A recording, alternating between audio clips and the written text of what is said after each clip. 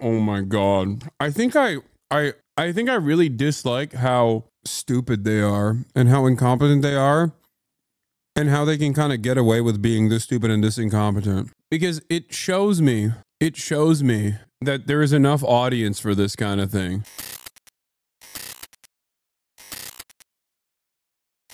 Representative, another story that relates to the media today. Have you seen the new information revealed by The Atlantic magazine about the signal texts?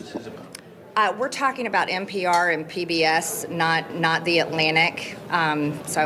But do you believe that this was classified information that was shared on that group? No, the administration has said it is not classified information. I think this is a continuance of someone like you to try to push an issue that isn't even relevant, and I think that we're carrying on. Thank you. Detail of timings and weapons, is that not classified information? Yes.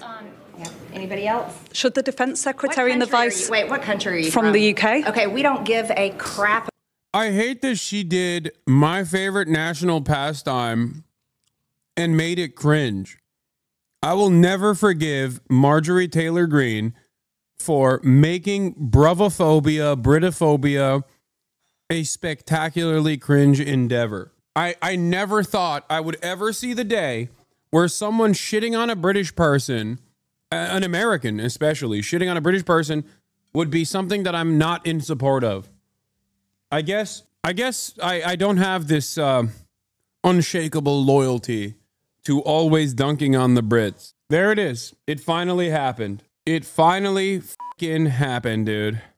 About your opinion and your reporting. Why don't you go back to your country where you have a major migrant problem? Okay, do you care? No. You should care about your own borders. Do you care about American lives being put at risk? Let me tell you something. Do you care about people from your country? What about all the women that are raped by migrants? Do you care about American? No, do you care? Okay, you're do you care about American lives being put? Members fighting for your country. I don't care about your vice president and your defense secretary. Yeah, this is an American journalist. Thank you. Yeah, I'm an American, and I'd like to hear your answer to what she's asking. I'm not answering her question right, because I don't care about her network. If you would like to ask.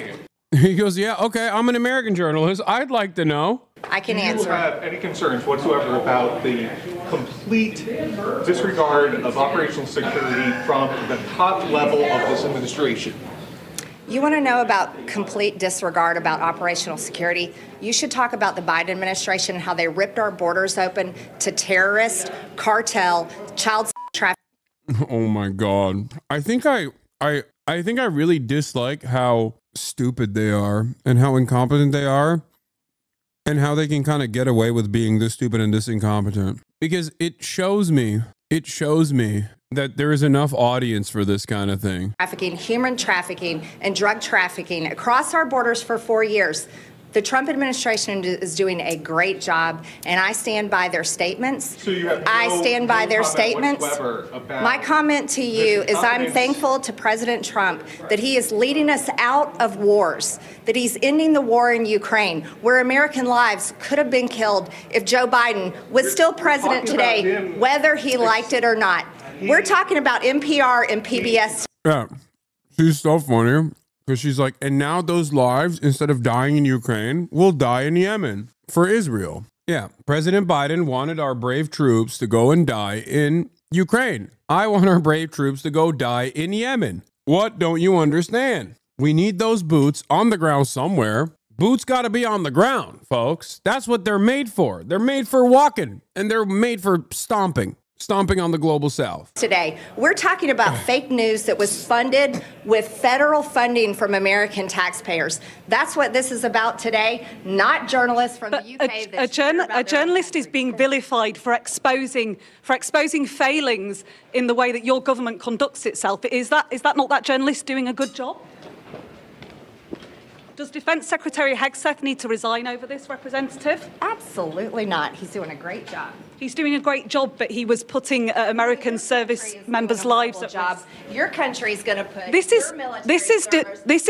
lives fighting a war in Ukraine that's not even a member of NATO. Is this an exercise in deflection? This should be an exercise in you worrying about your own country.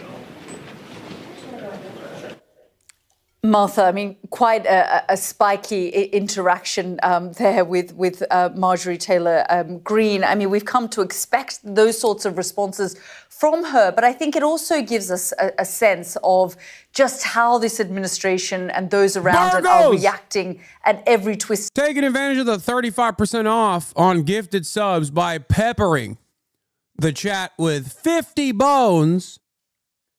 Ladies and gentlemen, boys, girls, and MBs, my interview with the doctor from Cuba and DSA representative will take place in half an hour.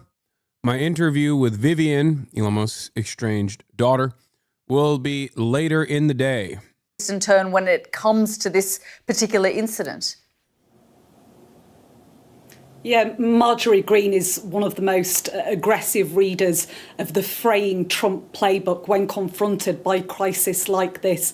It is a strategy of discredit, distract, deny, and she is an absolute master at it. You heard her there reacting to those questions about whether this was classified information or not. First of all, talking about the Biden administration, then talking about America's border problem, and then in a remarkable act of contortion, focusing on the UK and problems that perhaps the UK in her mind is facing. So this is not just something that Marjorie Taylor Greene is saying. This is, is doing as a whole when they're reacting to this fiasco that's unfolding. They're casting the villain of this piece as the journalist at the centre of it, Jeffrey Goldberg, who is the editor of The Atlantic magazine, who was inadvertently invited into this group chat. You have Donald Trump calling him a sleazebag, Michael Waltz, the national security advisor, equating him to a journalist trying to make a name for himself. Team Trump clearly trying to tough out this scandal, and in this post-truth world, you wouldn't bet against them. Well, Martha, thank you so much for all of your reporting there.